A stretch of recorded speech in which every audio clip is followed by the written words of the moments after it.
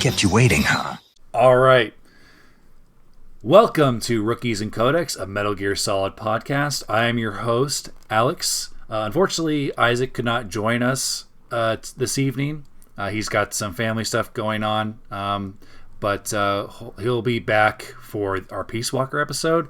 But we have a very special episode tonight. I want to go ahead and let our guest introduce himself. Hello. I am Ralphie, also known as MagGamer Inc. for my gaming brand, and then specifically Metal Gear Explained channel. And basically a hardcore Metal Gear fan, excited about this podcast as they have just got into the Metal Gear series and actually halfway through the 9 chronological games. Those are the main ones I recommend. And we just decided to have a chat. So thank you for having me. Yeah, I appreciate you agreeing to be on. You know, Isaac reached out to you, and it seems like you have a pretty rich history with the series, and that's kind of where I wanted to start. You know, what was the first game that you played in the series, and how did you come to experience it? I suppose. Yeah, so showing my age here. When I was a kid in the 80s, basically my cousin had the original Metal Gear. We were New Yorkers, and somehow he got it. I didn't even know it was illegal until I got older, but somehow he got like a bootleg version of it, and we were playing, and it was too hard for me. And that was the original thing, and I just never played a game that I couldn't beat at that time. As a kid, I was like, oh, I want to play. I kept asking him to borrow it. He never lent it to me until later on, by the time part 2 came out, which from there started to understand the game a little. And that was my origin story of getting introduced to it. But of course, as we all know, the best of the best introduction, I think, for anyone at that time was Metal Gear Solid 1998, where that's when it really got a hold of me. Because of course, the cinematics, the messages, the themes, and that was where my love for the series began. So your first game was the NES version of Metal Gear. Is that correct? Yep. Wow. 1987. Yes. Yeah. So we covered the MSX version that came with the Master Collection, which I understand is actually somewhat different from what was released on the NES. Is that correct? Yes, but I don't remember the original version because it was so long ago when I played that version. From what I read, I think that it's basically the intro and the end boss is different. I think ironically you don't fight Metal Gear in the NES version. I think you fight a supercomputer or something like that. Yeah, it's like just standing still there. It's either way, it's still like just a image of something in front of you just not doing anything, and you're beating it up basically. Yeah. So have you gone back and beaten the original Metal Gear? I've beaten the one that's on the Master Collection a few times, just on stream and through my marathons and things like that. Yeah. And it's not for me. I always tell everybody, it's like they need to stop remaking everything that they're doing and remake the 2 originals so we can get good graphics, good gameplay, good mechanics, systems. I love retro games to a certain extent, but there's a point of like, okay, this should get, in my opinion, get a remake. But yeah. I agree. It's like Isaac and I have discussed the first 2 Metal Gear games off and on throughout the show beyond the first 2 episodes we did on them. And I've kind of become a little bit nostalgic for them because it's like they've become story-wise kind of important. But I always thought like, I thought that, you know, if they did do a remake, it's like, should they do with the like Delta type graphics or should they do like an HD 2D type thing, like what Square Enix is doing with the Dragon Quest games? Ooh, you know what's funny? That's kind of crazy because you think about the God of War, they just made a game that was kind of in that realm. And then Prince of Persia had a game recently that I loved. It was called Lost Crowns, which, you know, they didn't go 3D and do the newer Prince of Persia. They went backwards. And so you make a point that I didn't talk about. And what's funny is my channel has made videos about which remake should we do and discovered each of the games I think they should remake, but that was never mentioned. So I'm stealing it now, by the way, just the way the internet works. If you say it out loud, it can be stolen, dude. Yeah, I'm gonna make a video about it. I'm gonna have to credit you, but I'm gonna note it that I'm crediting you. I mean, if the idea. if it gets Konami to do it that way, because I kind of love the pixel art stuff, and I think it Yeah. also, I mean, it might be riskier for them to remake those games. So if, I guess the HD 2D is a little bit cheaper than what they did with Delta. Dude, you're like a corporate. You're working for the company because that sounds you just sold it so hard.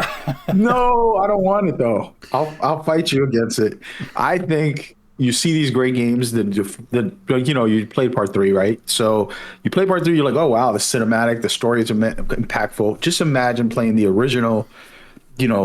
Spoilers for anybody watching. We're gonna talk about the first 5 games all the way up to Snake Eater. Basically, your commander is betraying you. You're going through this whole boss battles that are pretty cool. I just imagine them in my head like, oh, wow, this is like the new version of boss fights that we never got right in 3D. Yeah. But you're right. It's easier to sell, and Konami can save a lot of money and time. Just because it's cheaper, though, I don't think that necessarily means it's bad. Like, I really love the what Square has done with the Dragon Quest stuff. Like, I think the graphics are beautiful. Yeah. And there's no reason there couldn't be voice acting. Like, I think another game that's done in that style is Octopath Traveler, and there's some voice acting in there. So it's like what they could do is it's like they could bring back David Hayter to play Solid Snake, and then bring Kiefer Sutherland to play this version of Big Boss. Yeah, that would be amazing. That's what I mentioned in some of my videos. Bring them both back and just have fun with it, and it would be amazing. A little spoiler. You know about Kiefer Sutherland? Yeah, I don't think I could talk about it. Yeah, so I guess this my first like major exposure to the series was with a gentleman I worked with. Like I was probably like passively aware of the Metal Gear Solid series, but I worked with this guy about 10 or 12 years ago in a warehouse, and he loved Metal Gear Solid, and I'm still friends with this guy. And he comes into work one day and he's kind of upset, and I'm like, are you all right? And he's like, I'm upset they replaced Snake. And I'm like, what do you mean they replaced Snake? And he basically told me, they got the guy from 24 to voice him instead of David Hayter. And that's stuck with me because it was just such a funny thing. I thought maybe he was having a personal problem, but no, he was upset about Metal Gear Solid 5. That's funny. But yeah, I'm aware that David Hayter gets quote unquote replaced by Kiefer Sutherland, and Isaac and I kind of discussed this during our Metal Gear Solid 3 episode, that if they had just if they had Big Boss being voiced by somebody else from the get-go, I don't think it would have never been a problem. Yeah. Right. Yeah. So, you know what's funny? This is such a heavy topic that I don't know if I should mention it, but me and David Hayter went at it about this. Yeah, he was not happy with me at all. What do you mean? I was just like, okay, so he was venting about it, upset, rightfully so. And before I mention everything, I think he's the greatest voice actor ever, in my opinion. Just because I love the series, you guys know that. Like, that's my favorite series, and he's been such a pivotal part of my life. Like, this series means a lot to me. There's the Bible, and then there's Metal Gear. That's how I work. So I love him and everything. But the next part that I'm saying isn't pretty nice. But I basically went back at him and told him, get over it, you're sour, stop being salty, and just kind of rubbed into his face during the time that it got announced. And he He really did not like it or like me at that time. Ever since then, we're kind of made up for it. But I did it because I just felt like, you know, it's big. Well, I don't know if you know, but you know who Venom Snake really is? No, like Let's I just said, say. I have no idea. Okay, so let's not even talk about why I said what I said. You have to play the game, and we can come back. I'll leave that mystery unsolved. But there's reasons for all of it. It doesn't justify it, right? Like he's the best voice actor. He's Big Boss. He's Solid Snake. He's been the number one guy. He's the identity of Metal Gear, in my opinion. Like I can't see a Snake without him. But there's a reason for it, and I kind of just was like, "Come on, man." And I was a little mean, but he did not like it at all. Like, Yeah, I you mean, know, I think somebody. I don't think maybe it wasn't necessarily Kojima's job to do so because I don't think they've only met like maybe even a handful of times. But maybe somebody that worked for the voice casting thing maybe should have done their due diligence to let him know like beforehand. Because hell yeah, but dude, got 20, 30 years by that time. You know what I mean? Like he put in the years to give him respect, and and I agree with that part. And it was and just handled wrong completely. But there's a reason for it, and he acknowledged it later, and he said, "Yeah, you know what? It's all good." He's like, but "I'm over it." so you mentioned in one of the texts, our group texts, that you've worked with Konami and Kojima. Could you go into a little bit more detail about that? Yes. So working with someone doesn't mean you work for them. For them means that you're contracted Right. and you're like full time staff members. I always mention this because when I say it, it sounds like I'm like, oh, you're a staff member.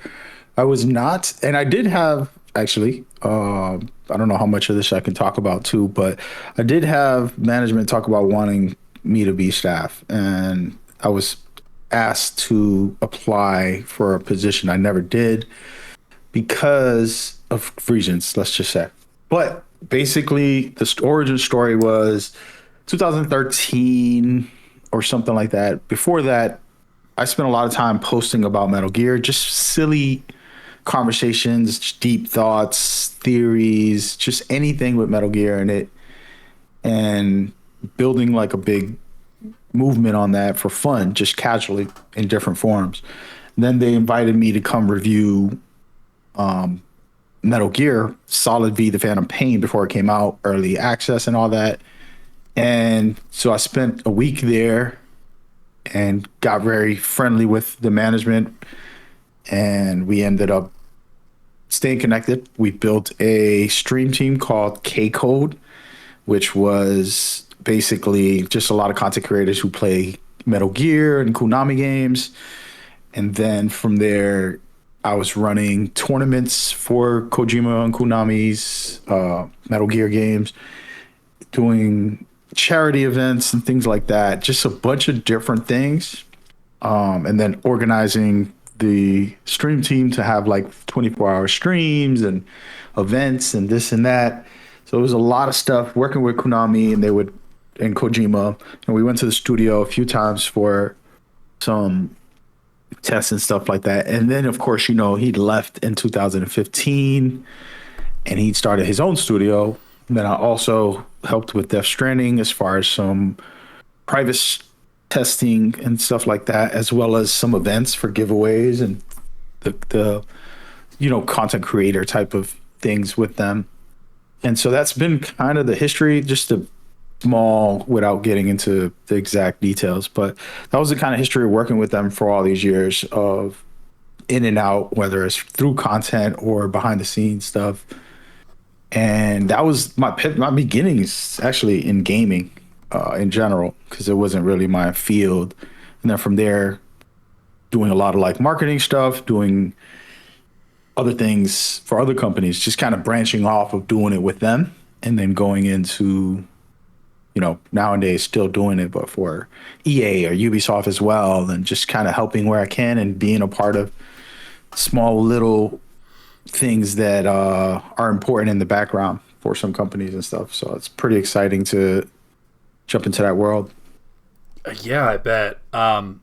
So So were you a content creator back then? Is that how you kind of got your foot in the door, or was there another job that you were working? I was a music artist most of my life Okay. and just had a regular life like everybody else and was just a hardcore fan. And then they had that preview event that I got invited to, and it inspired me. Actually, it was the inspiration. My son is the real inspiration, but he was like, I introduced him to gaming, but he was like the hardcore, So it was one of those things where I was like, you know what? I can get into this field. I can do stuff with this. I love this a lot. And Okay. so it basically humbled me to change my whole life and focus on it. And so opening up a website, doing market strategies and things like that as a manager, doing things for like play testing and just getting involved in any way I can with the gaming industry as much as I could at that time. And it was all because of Metal Gear. And then it branched off to other games and other things and stuff like that. So So is Metal Gear your favorite video game series?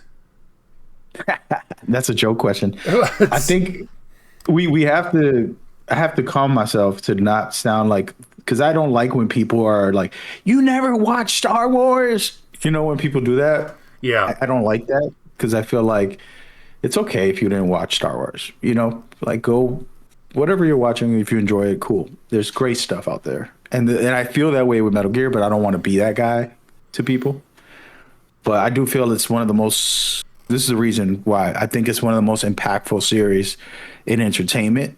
Kojima puts messages, themes, and I want to talk to you about that later if we get a chance. Sure. Messages and themes and concepts, not just for the story, but for the gameplay and the full experience. So his designs, and this is something he told me with his own words, but his designs are made so that every part of it is leading you into the deeper messages and themes that he's focused on. And there's always layers, so you'll unpack it like an onion. Yeah, And I for mentioned this sure. in the text. Yeah, and I mentioned in the text that he said, I don't need you to digest these things. I want you to throw them up. I don't want it to be art that you just eat and forget about. He wants you to not have to digest them, be hard or difficult maybe, or something that you can look at and kind of reflect on from a deeper layer and not from inside of you, is what he was trying to say. Of course, there was a translator during that, so I'm saying it in my own words. Don't quote me. But yeah. Yeah, I think that also like really lends to the Metal Gear Solid's series replay value too. So that way, like once you play it the second time, not only like maybe you're playing it again for the sake of trying it on a higher difficulty or doing a no kill run or something like that, but it's like there's Hmm. definitely stuff that I didn't pick up on in my first run of these games, and maybe we'll do once this podcast, like once we've reached the end of playing through all the games, we'll do a redux or something of it. Isaac and I have talked about it like a little bit, but we've still got quite a ways to go. Right. But even as just like a new fan, it's like I once I finish the not so much the MSX games, but the Solid series. So far, it's like each one of them is like, okay, I can't wait to play these again. And I'm not talking, 5 years down the road. Like it'd be cool, it it's almost like I would want to play them again the following week, like I used to when I was a kid, um, when I had less games to play. You know what I mean? Yeah, yeah, that's perfect. That's perfect. And I'll say this to you. Metal Gear Solid 1, for example, Solid Snake, he is the bad guy. Okay? He activates the Metal Gear. He's there assassinating, Liquid. Liquid is trying to destroy the Patriots. He's trying to stop them. And guess what? You're the bad guy. If you so digest that. And then go into part two and part three. You can go to Snake Eater, for example. You're killing off the boss, a mentor. She's the true hero of the series.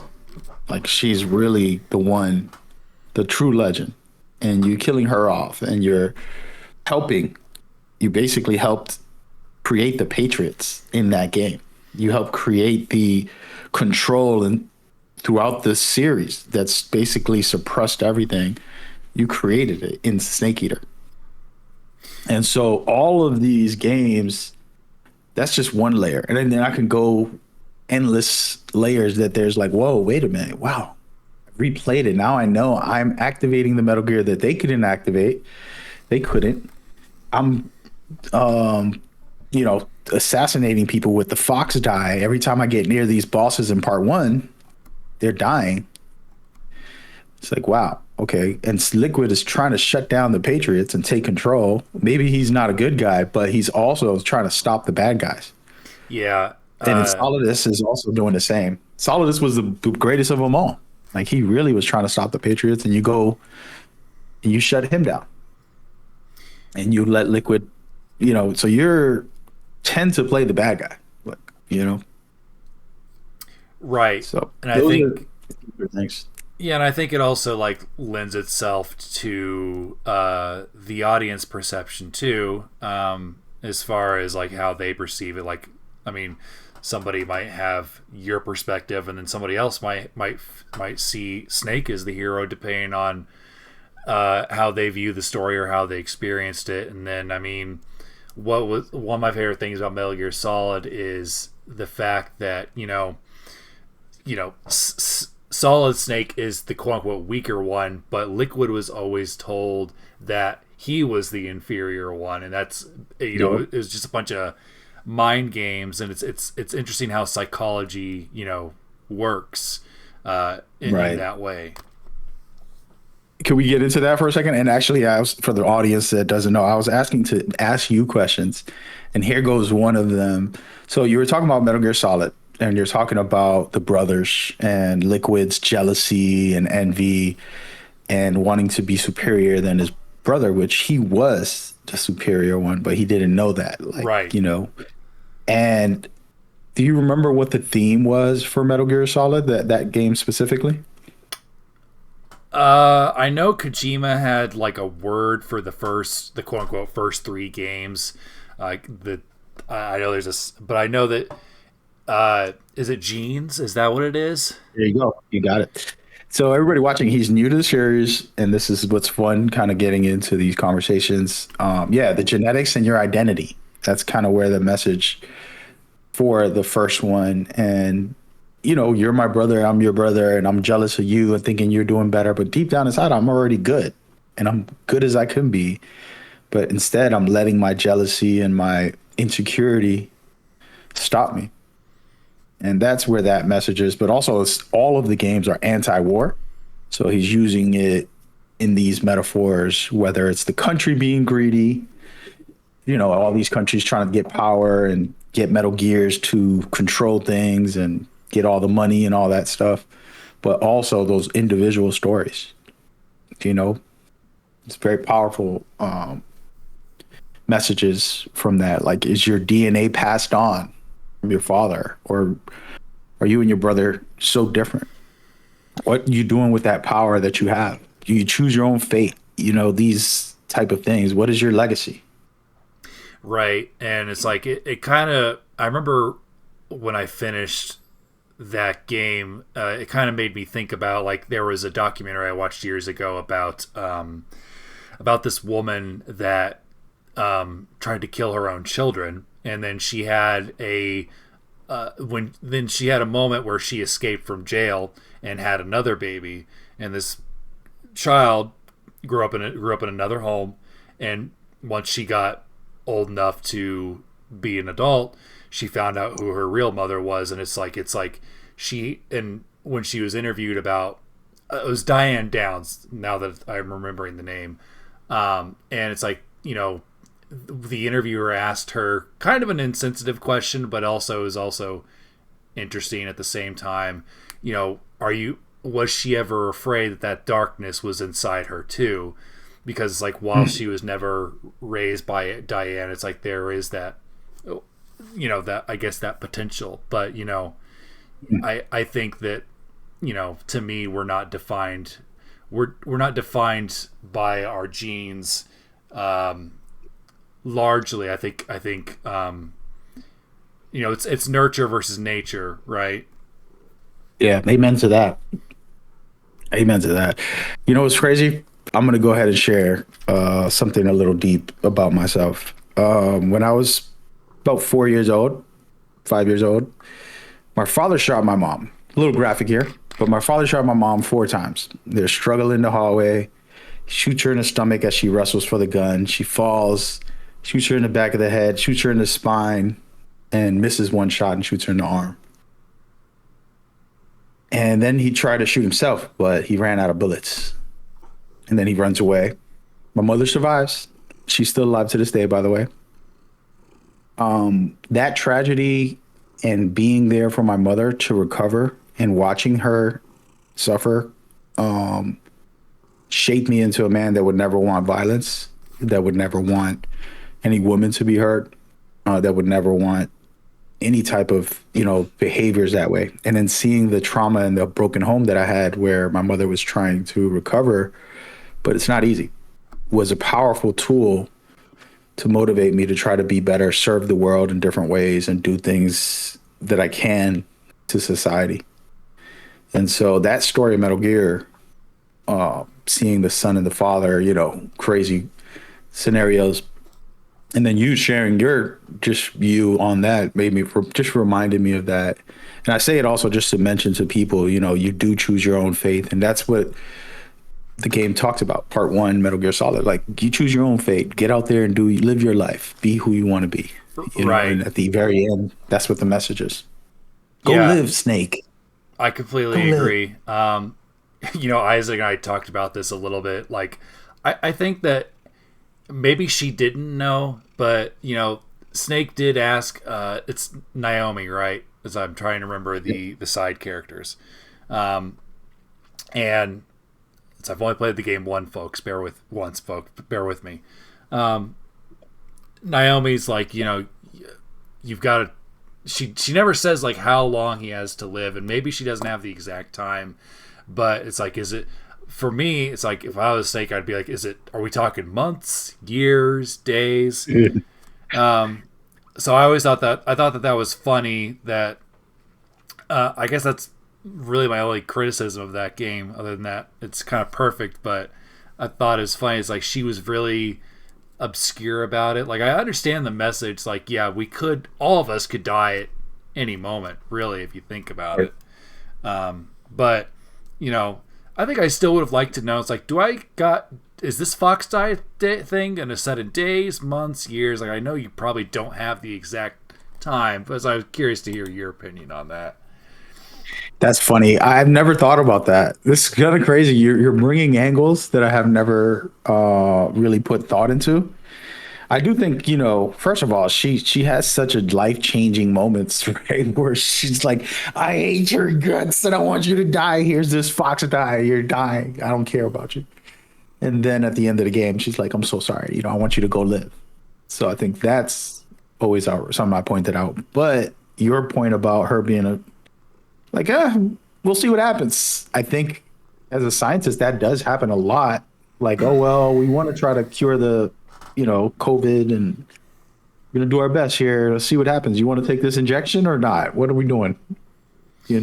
Yeah. And it's like, maybe it was a writing thing too. And I mean, the writing in Metal Gear Solid is, amazing. Like it still holds up, especially with the voice acting and stuff too. It's by far the best voice acting on the PlayStation 1 era. But it's like, maybe they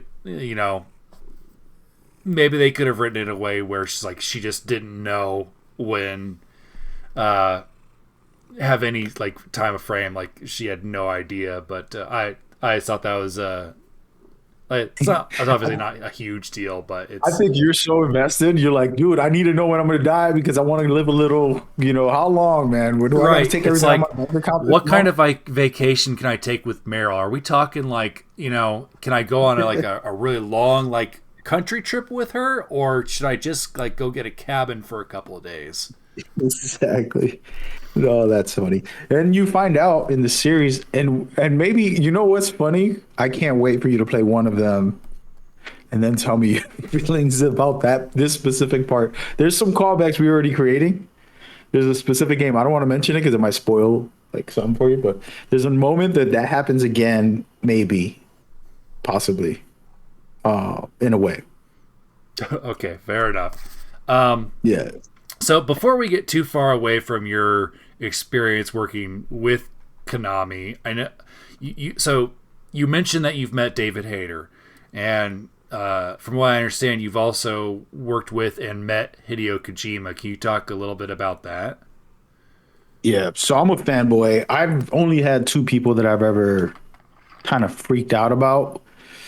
Um, the Alicia Keys.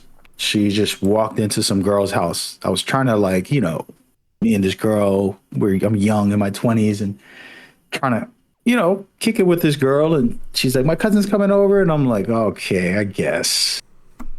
I didn't know it was Alicia Keys. And that was the one that stunned me. I was speechless. And I'm very talkative. And then with Hideo Kojima, we had a PlayStation event that I was at. It's very private and like he was there and I met him quickly, but I was just starstruck. And then my second time was just hanging out at there's a lot of PlayStation events, PlayStation event as well. And then a buddy of mine who is a manager for them also did like a quick get together with him. Those are my three times. But it was just one of those moments for me, to be honest, where I don't like idolizing anybody. I don't like, put God only first, but I always was inspired by him. And it was always like just one of those moments where you out of body. I don't have them ever, you know. As a music artist for 30 years in my first life, I always felt like everybody is the same. And it's like we just meet, hi, what's up? But with him, it was something special. And yeah, and then from there it was mostly just working with the team on some of the stuff that I told you about. And that's pretty much it. And then I had other people who would have these little meetings, Zoom meetings with him and stuff, which were special. I got to be a part of those, so those are nice. And that's pretty much it. Awesome. When was the last time you? I don't know how to. I get the only way I can think is saw him or did an event with him. Sheesh. It was like right when Death Stranding 1 was coming out. So about So five what or was six that? years ago, I think Death Stranding was Yeah, yeah. 2019, 2020. Yeah, I think the pandemic got me blurry on dates, but yeah, Yeah. back then, back then when life was almost normal, because that hit exactly when the pandemic was coming, if I could remember. Which is crazy because it's like the whole theme of that game is about the importance of connection. Oh man, and it is something we all deal with now. I think in our lives. For example, me and you having a convo. This is awesome, and I think we need to encourage more human beings to connect, even with strangers. For people that don't know, I don't know this person. We just kind of love Metal Gear. He's getting into the series. I've been a little bit obsessed with it, and we just decided to have a chat. And that's a connection that you can build with anybody every day. There's somebody that loves what you love, and we need that. And Kojima sharing that message is also, by the way, it's all Metal Gear because it's anti-war in that game as well. Like his whole theme and message, if you kill someone, you know what happens. It's like doing a atomic bomb. The area will blow up after a certain amount of time in Death Stranding. And he has a lot of mechanics that's like, don't kill people. And that's always been the Metal Gear's message, is anti-war because of his parents.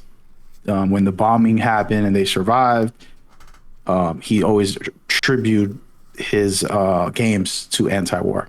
And so with Death Stranding, it was like, okay, what is he actually going to do? Have you played Death Stranding? Yes, I've not finished it. I've played it off and on throughout the years. 'Cause it's kind of like Tears of the Kingdom and Breath of the Wild, where it's like kind of a comfort game for me. Like the story's fantastic, but and of course the voice acting and writing is really good. But I really like the, I don't know. It's a relaxing game to play. Oddly enough, Right. so yes, I've played it, but I've never finished it. I've started it Yeah. over a ton, but I think it's an acquired taste, first of all, and it's totally cool with people that don't like it. But I will say, to defend it, I think that the uniqueness of it, it's very special. And then like the messages, and then being able to, like, he'll purposely do it where he'll set you off and there's nothing to do other than listen to the music and be in the area, and maybe the camera would pan out perfectly as the music kicks in and just puts you in a mood and lets you just be present. And those are masterfully done, like you were saying, comforting, but they're masterfully done also to take you away from the TikTok scrolling brain rot that exists. And it's like, connect with yourself, just be one in the game, and fall deeper into the moment rather than disconnecting by flicking on the 30-second TikTok videos every second. And that's kind of what I take away from the general, without going into the story or anything for that game, on my personal, like, wow, this is refreshing to not, be trying to get dopamine hits the same way every day, like fast action, explosions all the time, and madness. yeah, and I think in a way the Metal Gear series rewards patience as well. Three and Peace Walker have, I would say, more moments of action, but there's still like plenty of areas where it's like the game rewards you for being stealthy, and if you get careless or try to rush through it, and I've been guilty of this a couple times, the guards are going to kick your butt. Oh yeah. And that's actually a great design for stealth games, because a lot of times people say this is a stealth game, but you could just run and gun and not care at all, and it doesn't feel like you want to stealth, because it's like, I can just run and gun this, it doesn't matter. But with these games, it's like, we're calling for backup, we're gonna send in guys with riot shields or whatever they'll add into the game to make it harder for you, and it gets more intense. And that's always, to me, one of the impressive, like, just gameplay features. But yeah, it's interesting. And Kojima, like I said, with what you're talking about, Peace Walker, for example, that's the new era of him wanting to do episodic feelings. Like, how deep in you, have you finished it yet, or how far are you in that? I have not finished it. Again, I want to avoid spoilers, but I'll just say that I'm on chapter 4 and just leave it at that. Got it. Okay, so chapter 4, and you've already experienced, like, okay, I'm building my army. I'm going through these small little chapters of story, just like, oh, boom, boom, boom, back to back, compared to just playing the traditional Metal Gear. You're going through areas, fighting bosses, going through areas, fighting bosses. And that is a theme for another game in the future, which is called The Phantom Pain, gameplay wise. Yeah, so it's like I understand the game is also, like, I think probably designed that way because it was originally a PSP game, and you can get most of these missions done anywhere from like 5 to 25 minutes. A car ride essentially, or a train ride. But what's been really cool about it so far is that when I've been stuck on bosses, is that I can, host a game, and surprisingly there have been people still playing it on the PlayStation 3, which is what I'm playing it on, that will come in and help me, and actually one of them is in the chat right now. Nice. So yeah, and those people that have helped me with some of the bosses have been amazing and patient, because it's like I was getting my butt kicked, and I'm sure I would have figured it out eventually, but it's cool to like have to host a game, and then you see somebody that you don't know who they are pop in and just help out a stranger. with the boss. You know. Yep. I've recommended Konami to do this for the last 10 years, to do this for their next games and not hold back, because Peace Walker, in my opinion, at the time of his release, was the greatest handheld ever.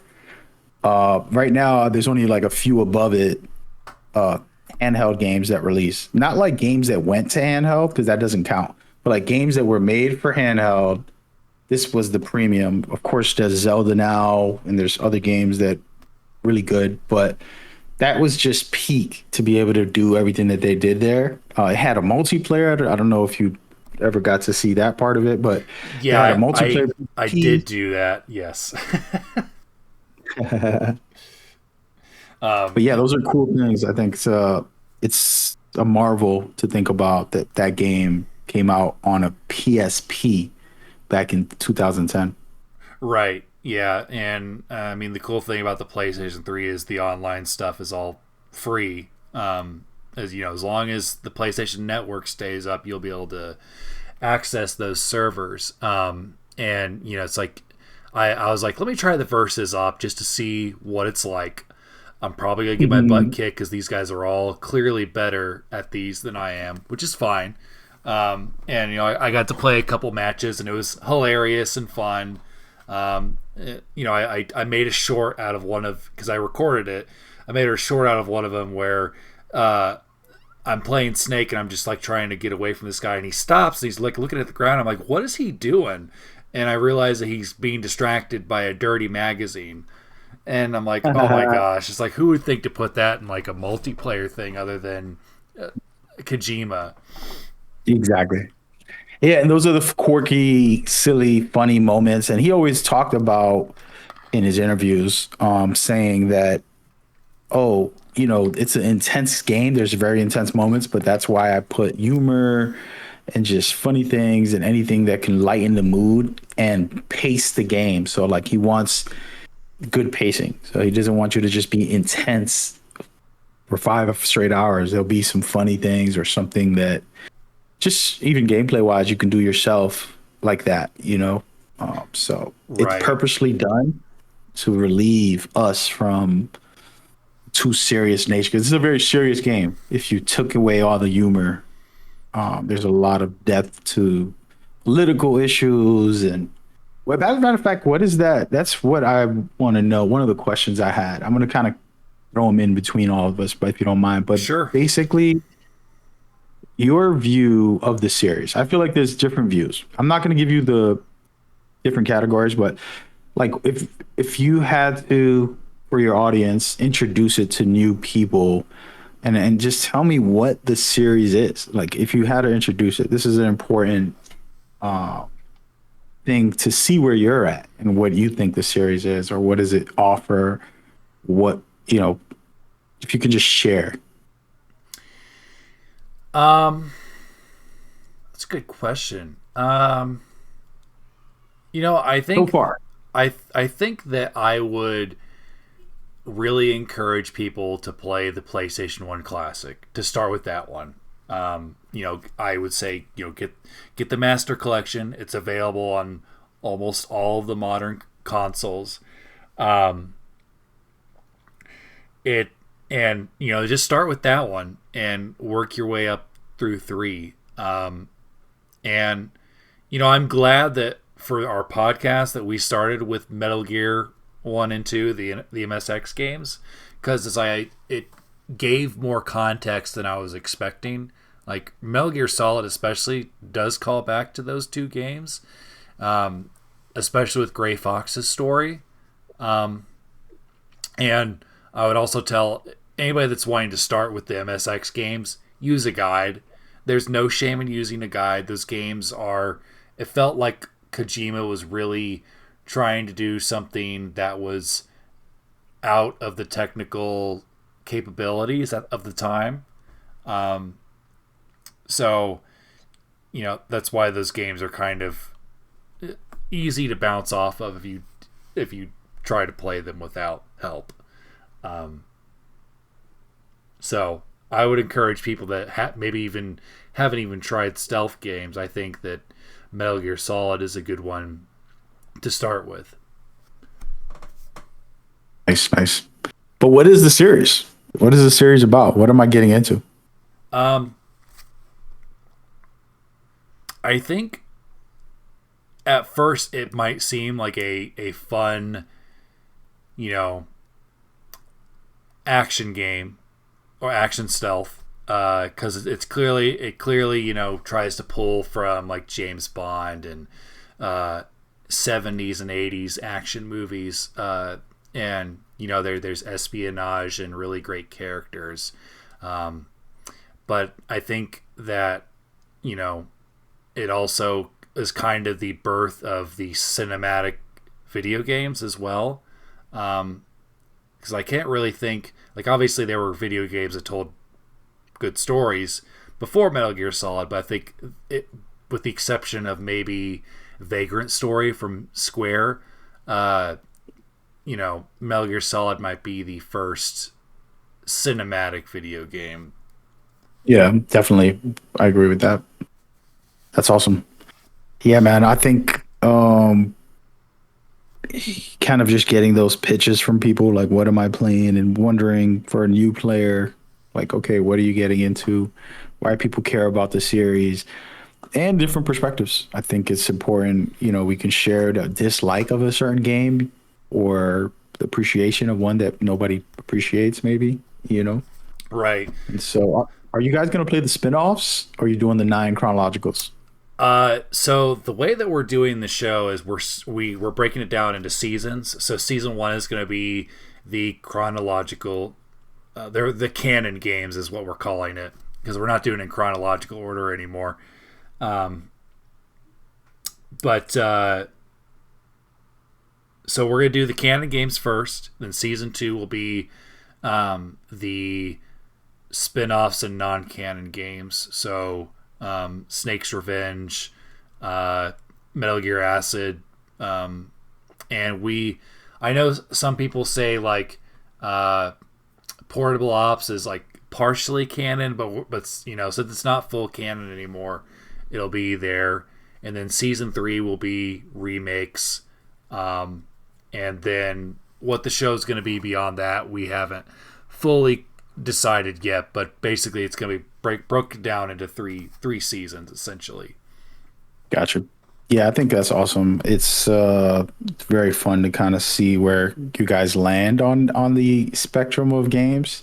I am a chronological Kojima, the nine games as the main base, and then everything else is just a little sprinkle of extra fun if you can enjoy them casually because they're not very canon based on some of them. They're just like completely exaggerated stories or different things that might not be connected directly.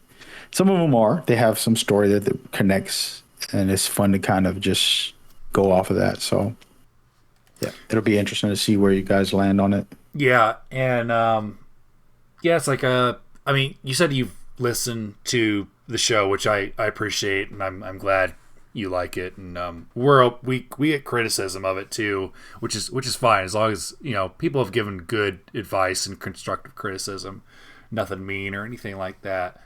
And I think the show has generally improved with every single episode. And what we do at the end of every episode is we rank the games, like, so we rank all the way up until what we've played at that time. And what's cool is that Isaac and I's ranking are both are very different. Like his number one is not the same as mine. What is yours and his? Do you remember his? Hold on, I got the list on my phone so I can accurately. Um, so so my current ranking is Metal Gear Solid, Metal Gear Solid 3, Metal Gear Solid 2, Metal Gear, and then Metal Gear 2. And his is Metal Gear Solid 2, Metal Gear Solid 3, Metal Gear Solid, Metal Gear, and Metal Gear 2. I can't argue against any of those. I Yeah, was hoping I could because it would be fun. But I feel like I don't know, maybe I just love the whole series too much. But for me, this is like if you were gonna rank right now, if you were gonna try to ask me, the main thing I always tell people is that for me, I fell in love each time with each one. It was like having a kid each time because the meaningfulness and purpose behind it. Like I would literally research things, every interview from Kojima, kind of ask employees and everyone, and kind of just see what I can learn before the game's release. And then when the games come out, I even have more information as they continue to, put more things forward. And I fell in love with those times. You know what I mean? Like when you playing part three, for example, Kojima was done with the series. It was supposed to be a farewell as well, and it didn't get to be because everybody demanded him to come back. But it was a big farewell, which was an origin story, but a snake eating its own tail, aka Snake Eater, was the message. And it had to do with like, you want me to keep recreating the same creation, or can I be an artist and make something new? It was kind of some of his messages in the games, and that's why when you hit part four, when you do, you'll hear that even more. You'll even see it. Like let's just say, I don't know if you've ever seen a trailer from part four, but you'll even see the messages there, and his like those type of layers that are just themes and messages. Where I'm reading books for the Phantom Pain Moby Dick book, right? That he's talked about, and you go through each of the games, they'll have these deeper layers that you can just kind of interchange yourself with. They have nothing to do with the game. It's a movie maybe that he watched. And I just use it as ways to fall in love deeper with what that message and that experience was supposed to be for that game. And so it's hard for me to rate them basically. And I've never been able to. But I can rate them for others. Like, oh, newcomers, start with Snake Eater or Solid Snake or something. That's kind of how the only way I can do it legitimate without saying I love them all. Yeah. The nine specifically. Yeah, and it's like I think so far it's like the first three Metal Gear Solid games. Like I could see any one of those being somebody's favorite. But it's like clearly I think Konami agrees with you because they decide to remake Metal Gear Solid 3 first instead of Metal Gear Solid.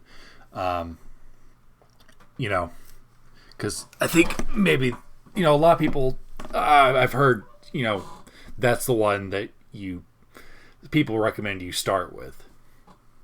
Yeah, it's just because like it's an origin story. There's no back story to it. It's literally the chronological beginning, and it's just a standalone story that starts the whole franchise of like, okay, what happens to Big Boss? Okay, the Patriots get developed by this. Like there's so many layers.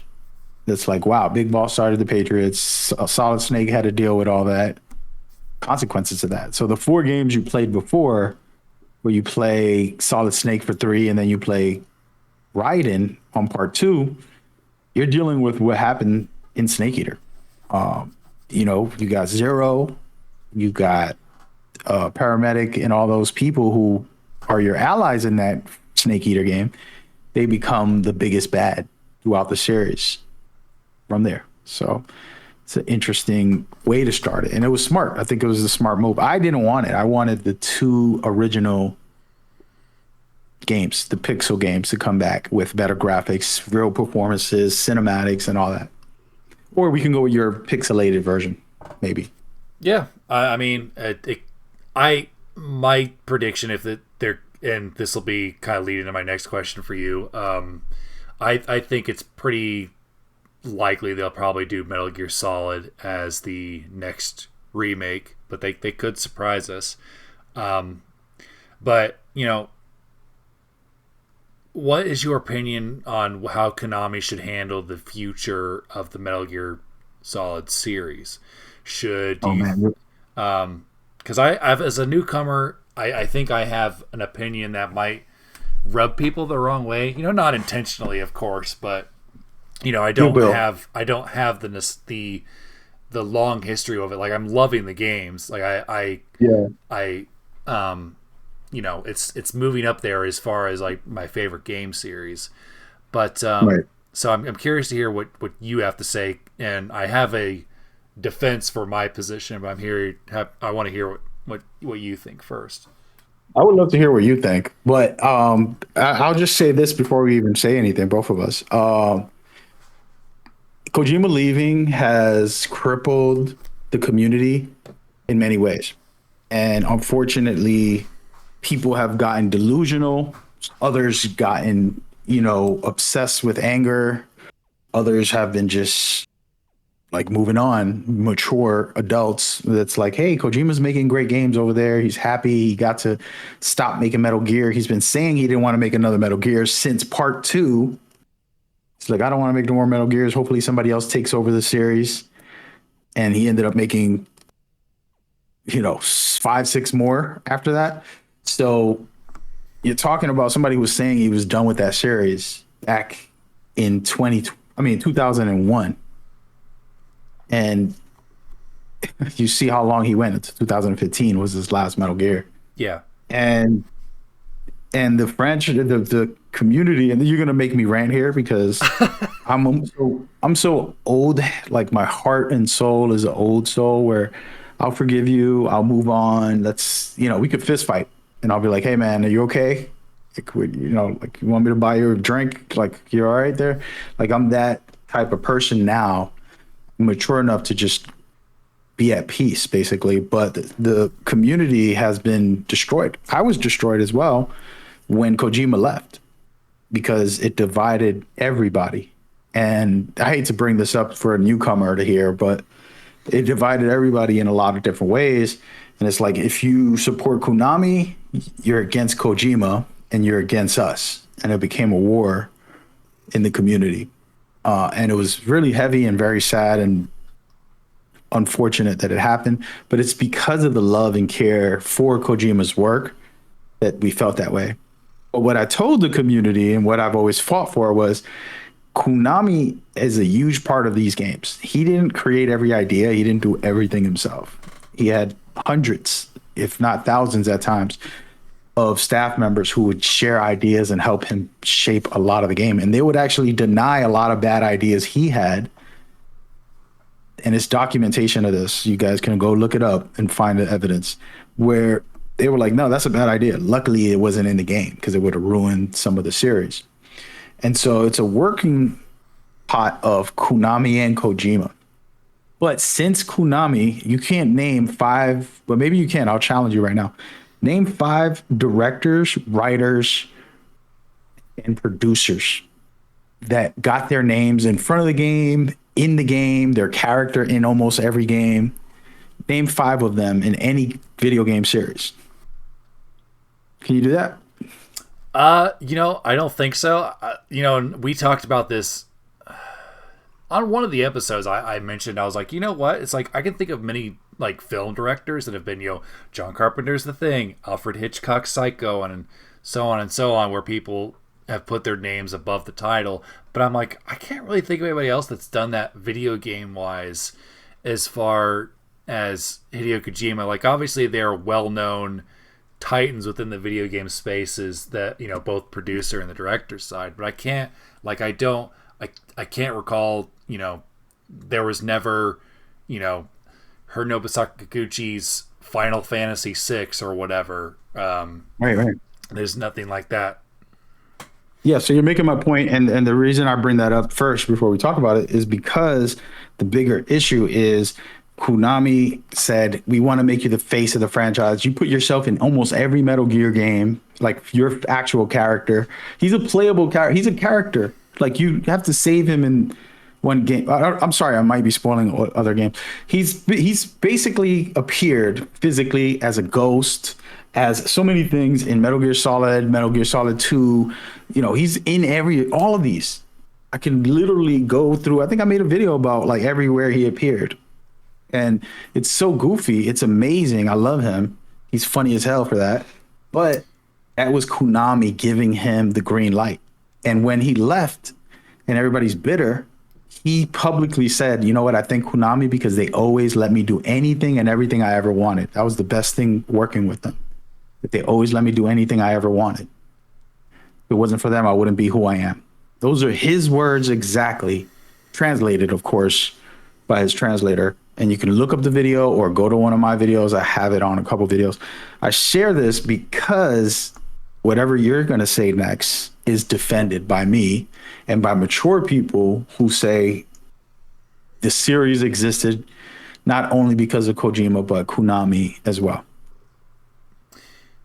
Well But said. go ahead. Tell me your controversial take before I say mine, because mine is probably even worse. So, look, I think that, fans have a right to feel, I guess, negatively about it. Like, I'm not saying, I would never say, that it's disappointing to not have your favorite director, writer, or whatever. Obviously, like, I think the closest comparison I could think of would be George Lucas letting Star Wars go. But I mean, my defense of that would be, the guy's not immortal, and I think at that time he was ready to let it go, just like kind of like Kojima was ready to let Metal Gear Solid go too, and that was cooked into the game as well. And we discussed this on a review episode where he created an atmosphere of putting in ideas from other people that were working on the game. So, it's, while my knowledge of like the Fallout is not vast, like obviously I'm aware of it. Even at the time when it happened, like it not only affected Metal Gear Solid, it affected the Silent Hill series too, because he was working on Silent Hills. So I mean, it kind of kneecapped Konami's two big franchises for a good almost 10 years. So it's like, but I think that it's been long enough that I think that maybe the people he had issues with might be gone, and you might know this better than me. And clearly the people that worked on Delta really cared, and I've only played like a little bit of that game because I stopped playing Delta once I realized I wanted to do this podcast, because I wanted to come in as fresh as possible.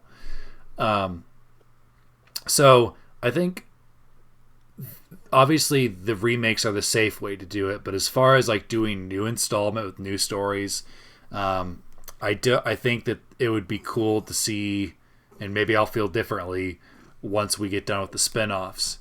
It would be cool to see,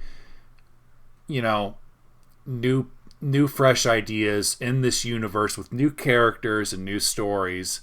But again, that's coming from somebody that is experiencing the series for the first time, and I wasn't, really plugged in to the quote unquote the drama of Kojima's exit. And I think if Konami wanted to make like a Metal Gear Solid 6, I think maybe the best way to do it, like maybe at the announcement, you have Kojima come, make an appearance, shake the hands of whoever's directing the next one, and give his blessing. So that's what I would do if I was them. Who knows if he'd be even interested? We're gonna make you president, brother. We gonna make you Konami's president. So I think, time heals all wounds, and I think that, it's been long enough, and clearly there are people at the company, they're passionate about the series, and it's not just a cash grab for them. Like, it might be a cash grab for the suits. Like, obviously these companies want to make money, and that's not even a bad thing. But so that's what I think as far as like future installments. Like, I would love to see more from this universe, because I think that there's more to do. And again, I could feel differently once we finish up the canon games and the spin-offs. No, I'm gonna say no. No, so I think everybody has their own view on that, like if they want to continue or not. A lot of people have that preservation, like, oh, we just want to keep the classic. The classic, don't ruin it. Don't even make a remake, right? Like, that's how some people feel about games and movies. It's like, why are you making a remake for this? And it's true, you can feel that way, but you can also just keep playing the old one, right? Like you said, you didn't play Delta because you wanted to play the original and play through the series and do the podcast. So that was a cool move because you're getting the true experience of what the original director, the greatest, as I said earlier, greatest ever to direct anything, in my opinion. This is how I feel. He's the greatest everything. Movies, TV shows, like he's above all for me as a director. But then I played Delta and the love and care for keeping all of the mechanics, almost every single feature. Nothing was missing from the original to a T. It was basically just greater visuals, greater mechanics, some extra additions, and overall, it was pretty much staying true to him. And it was like an honorary thing, a little bit too much. You can actually criticize it by saying, "Oh, they just basically did the same game." It's like, yeah, that's what a remake's supposed to be at times. Now, yes, you can make a remake and change it all and make it better, add new story or new gameplay, but they basically stood true. And I think they did it because they're scared. And just like you were saying earlier about like making a new game, it's scary. So doing a remake to see what the community feels is what they did. And to give you my take, the thing with Konami, this is a tough conversation for me because sometimes, how could I say, without getting in trouble. So Do you have like an NDA with them or something? sometimes, Okay. so Well, I mean, don't say anything that would no, get you in no. trouble. Check this out. So executives are not in touch with the culture most of the time. Their job is numbers, performance, analytical mindsets. And that's the right thing in all companies. And that's just how it works because you have to keep the profit going, unfortunately. But you, the manager, me, the developer, him, the director, we're in the culture. We care. This is our thing. And it's so hard for any company to replace that legacy of Kojima. There's no way. So for them to pivot, it has to be with a new identity while still keeping the foundation. I mean, we got 40 years almost of Kojima's imprint and what he likes, the goofiness, the sexual stuff, where it's like, oh, the magazines and the silly posters all over the walls. And that's just silly stuff, but you can add it into any game and be like, well, this is kind of Kojima's thing. But as a director, if I gave you the reins, what identity will you bring to it that the community that already exists wants, right? So it's like we have a foundation. You played all the series, you love it, but you love it for what reason? Maybe you say like the retro games, you're like, I just love those. And now you bring that back. But that's a small audience compared to, let's say, Snake Eater, which they did a remake to. And they're like, well, we got a big audience over here. We know they love this. Let's test the waters. So they're testing them publicly is the best thing I could mention is they're testing the waters. Then they're also testing to see by the way, you guys are contributing on this for those that are listening. The Master Collection Volume 1, you get 5 of the 9 chronological games. Are you buying 1, 2, 3, 4? Let me see. Oh, wow. You bought 3 a lot? That's why we remade it. Oh, you're buying part 1 the most? Volume 2 comes out and you're buying part 4 the most? I think we need to remake this. So then they can do that. And then what you're talking about is the very dangerous world where I say, okay, you're the new director and writer and you have the reins. But it's not just you, it's the corporation because we have to think numbers. So we can't just take a risk and just let anyone do it. And that is where it's hard because I know my heart would say, give me Peace Walker co-op, but with a Metal Gear Solid or Metal Gear Solid Snake Eater story. And then make it so that it's replayable like Peace Walker is, where there are the boss challenges and a lot of co-op elements on top of it to turn it into, people are going to hate this, but a live service experience where Peace Walker is not a live service, but it has that replayability where I can just go in and fight a boss and co-op with people. And but you're doing it in the Metal Gear fashion, which is single player experience fully, but you can have that help when necessary. If that makes sense. That's my personal take of what I would want for them to be safe. Now, if it's up to me, I'll do the most craziest thing that I won't mention here, but yeah. Yeah. Yeah. So it sounds like our point of view isn't like too different. I know some people there have been fans that don't want them to do anything at all. To just release the old games and that's it. I don't agree. But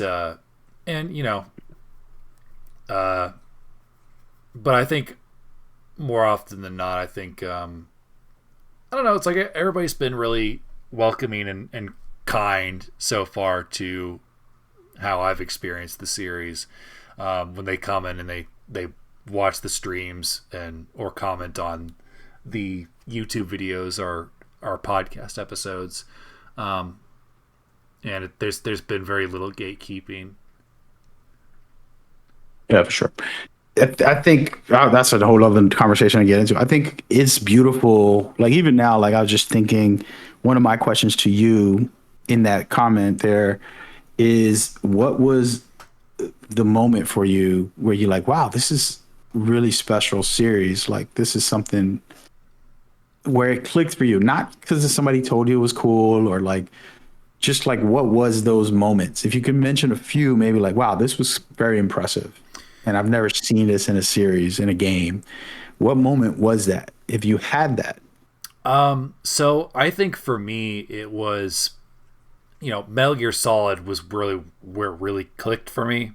And I think it might have been like the boss fight with Revolver Ocelot.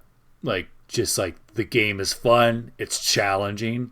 It's like he killed me a good 5 or 6 times, but I never wanted to quit the game or be like, I was never like, this is stupid, this is too hard. I'm a pretty easygoing guy, but Dark Souls and Elden Ring stress me out, and they're not fun. But the thing is like each time I fought Ocelot, I got closer and closer to beating him, and even though the controls are they're PlayStation 1 controls, so they could be a little janky sometimes, but they're still the gameplay still felt fun, and it was very rarely ever unfair. And then it's like once like President Baker dies, and then you talk to Meryl on the codec. Like I love the codec style for Metal Gear Solid 1. It's my favorite by far. It's just like those codec calls. It's just there's something special about those, and I think it was around that time where I was like, okay, this is I'm in for a fun ride. Not with just the game that game at the time, but for the rest of the series as well. Yeah, the codecs are kind of crazy, dude. I don't know if you went into Snake Eater. I spent like probably 100 hours catching every animal and just calling in to see what they tell me about it, to learn about it, because I've always loved the Animal Planet channel, watching animal stuff. And then I was just like doing that, and then you can do that in every game, and there's dialogue that you'll miss if you don't call in during something that happens to you in the game, in all of the games. So it would be a long podcast to go through all of them, but just imagine you're just playing and you just do it. You're in your second run and you click the Kodak when something happens, right? Like you fall over, you bump into, if you find something or whatever little things, they just always have dialogue. You can just spam the Kodak with certain people and they'll just have different dialogue. Like, what are you doing? Why you keep being annoying? And they'll ignore you. I'm like, you know what? I'm done with you. And, just silly stuff like that is very cool in the Kodak that I've always loved to kind of spam that. And I just spent so many hours just goofing off because there's always good stuff. And by the way, Ocelot is the greatest character in the series. Oh, Just my opinion. My opinion. Isaac's gonna love hearing that because that's his favorite character too. Oh, wait until he finishes the whole game, dude. Wait Uh, until you finish. don't get me wrong, I really love him too. He's definitely up there for me. But I was like, I guess I'm somebody that likes to wait to pick their favorite until I'm done with the series. But he's Yeah. definitely like a top contender for me. Yeah, I mean, you love the boss fight, right? But that's him when he's old, and then in Snake Eater you played as well. He's a young man in that one, and you've seen part two where he's the dominant force, and he escapes. Let's just say, and that's where we'll leave it because there's nothing else I can mention that's not spoiler. But Right, and I appreciate that. yeah, and that's where, to me, his storyline, you get to see his development as well. So instead of like, oh, we're just playing our characters and love our characters, you watch his development from that young age to his dying day. Like everything within the series, it's special. He's been there more than almost all the characters in the series. He's been appearing in almost every single Metal Gear, unlike Big Boss or Solid Snake or Raiden, the playable characters. Yes, yeah, that's very true. And Isaac likes to bring that up a lot too. You know, it's like Ocelot's great. Like he's a well-rounded character. He's likable. So I mean, my least favorite thing about him is that he likes to torture people. But for a bad guy, he's not so bad.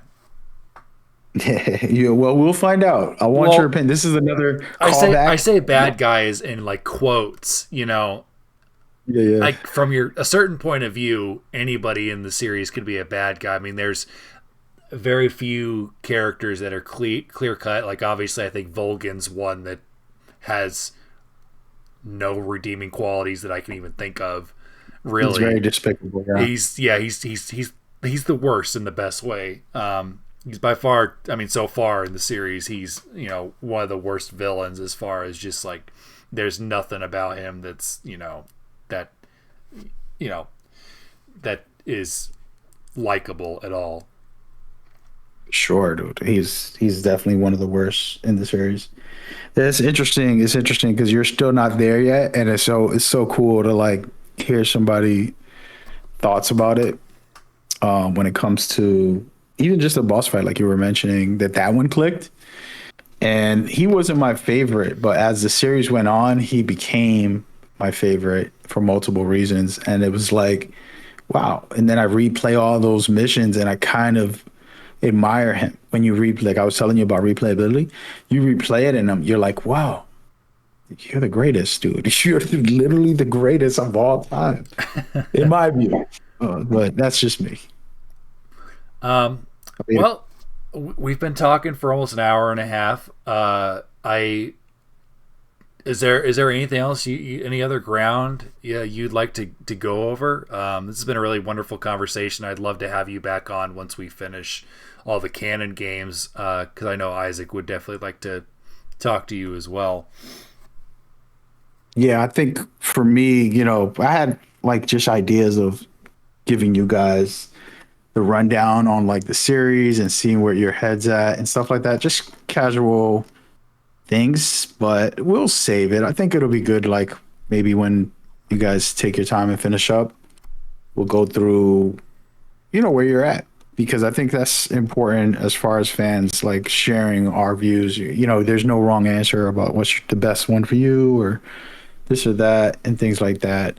So absolutely cool with that. By the way, let's do a quick rundown actually. What is your, besides Ocelot, what is your favorite boss fight? Just like from a gaming mechanics thing, not even a character thing. Is that what you mean? Yeah. So, you mean out of all of the games that I've played so far, not including Peace Walker? Yeah.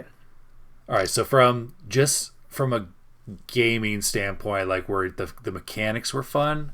Oh gosh, that's tough. I have thought about this, but I might have to go with the Vulcan boss fight, or not Vulcan, Vulcan. Sorry, very similar words. The Vulcan Raven boss fight from Metal Gear Solid 1. I love just the trying to run away and chase him at the same time. Yeah, that was cool. And I compare the first three games, and I'm talking about the MSX games and Metal Gear Solid. It's like once you realize that it's Pac-Man to an extent, it's hard to not see it, but it's kind of awesome. Yeah, that's true. It's like I made this joke when we did Metal Gear Solid. I was like, basically, a lot of the guards, they're just ghosts. Like, they're you can't see their face. They look like ghosts. But the way some of the areas are set up, it's basically a Pac-Man arena. That's funny. Yeah, but Vulcan Raven, like, because there's a lot of ways to take him out too. Like I set up C4, or I used the homing rockets, or the rocket that you can control by remote. It's a probably my favorite boss fight so far. Yeah, it's pretty cool. By the way, all the bosses have crazy ways you can take them out. Things that you probably never thought of. For example, the end. You can literally turn off your PlayStation, wait a week, and he'll die from old age. Spoiler. That's a snake eater boss. Or you could do a bunch of other stuff, kill his parrot, get him angry. A bunch of different ways you can go about it. And that's what's fun also that I love about all the bosses. Very, very much. One more question. I want you to get as deep and be thoughtful about this. Okay. It's going to be, so you played at least 5 of the games so far, or 4.5, was it? 1, 2, 3, 4, 5. Yeah, it's 5 because the 2 MSX games and then the 3 Metal Gear Solid games. Got it. So you played 5 of them. You beat Snake Eater. You're on Peace Walker. And so you experienced a good chunk of the games. And I want to know, what is the message that resonates with you impactfully from any of the games or the series as a whole? Something that was meaningful that you felt was like, wow, this is not just me shooting things in the head, kind of experience with the series of Metal Gear. I think what's really stuck with me is the characters. Like, I think Kojima and his team have written really well-rounded protagonists. And when I say protagonists, I mean like the characters that you play or that are your backup. Not necessarily the quote-unquote clear-cut good guys, but they're the protagonists of the story. So it's like, even though I finished Metal Gear Solid months ago, I still remember Naomi, and I still remember the characters that appeared in Metal Gear Solid 1, 2, and 3, and the biggest thing is that they not only seem to like matter to Snake. I'm excited to see if and when they show up in the series. And I think the voice acting and the writing has been really wonderful. And I think that I think really these games can be enjoyed just by just about anybody. Personally, it's probably not something I would recommend as your first video game ever. But even if you're just like a casual that, and I don't mean that like in a bad way. Like I don't say that as an insult. Because I think even if you're somebody that games once a month, whatever brings you joy, is valid. For sure. Got it. But the anti-war stuff is also kind of really, because I consider myself, for the most part, a pacifist. Like that, there's the saying, "Float like a butterfly, sting like a bee." Use a big stick when you have to, but try to always find the most peaceful way around it without letting people walk all over you. Right. You know what's crazy about that statement? What's that? Use a big stick when you have to. Death Stranding's first part one was a message about ropes connecting, and you use a rope as a protagonist to stop the enemies so you won't have to hurt them. You tie them up instead of like hitting them. And then in part two, he talks about the stick, which is like having to fight back. And that's always been his theme with these anti-war games. So that was pretty cool that just something I thought about you mentioning. Pretty awesome stuff, man. Yeah, like that. I'm gonna be sharing some of these clips on my socials, and I recorded this, but I recorded it because I'm gonna take clips while I play background Metal Gear clips in our conversation and share with the community and share this podcast whenever. When does this come out? Do we have a date? So I'll edit it together sometime this week and hopefully have it ready to go by Friday. So probably do like a Friday release. I don't know the exact time. It just kind of depends. Cool, no pressure. But it should, just let me know. It should be relatively easy. But real quick, just remind people again who you are and where they can find you. Plug whatever socials you want, and I'll put links in the description and in the comments as well.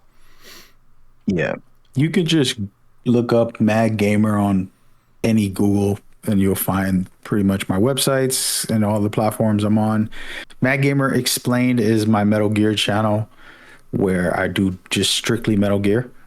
And that's pretty much it. And show these guys some love and support, and get them deeper into this series. They sound like really great people that are looking to try out a new series, and it's been interesting to see this develop. Let's just say as we go. For sure, it's like we have a Discord. We're we welcome everyone, whether you're new or either a rookie or a veteran in the series.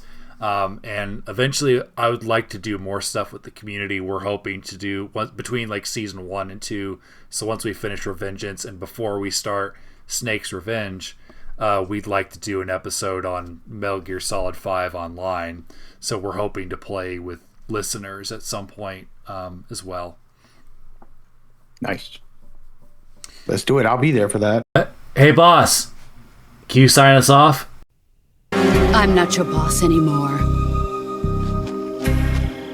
There's nothing for you here. Go home.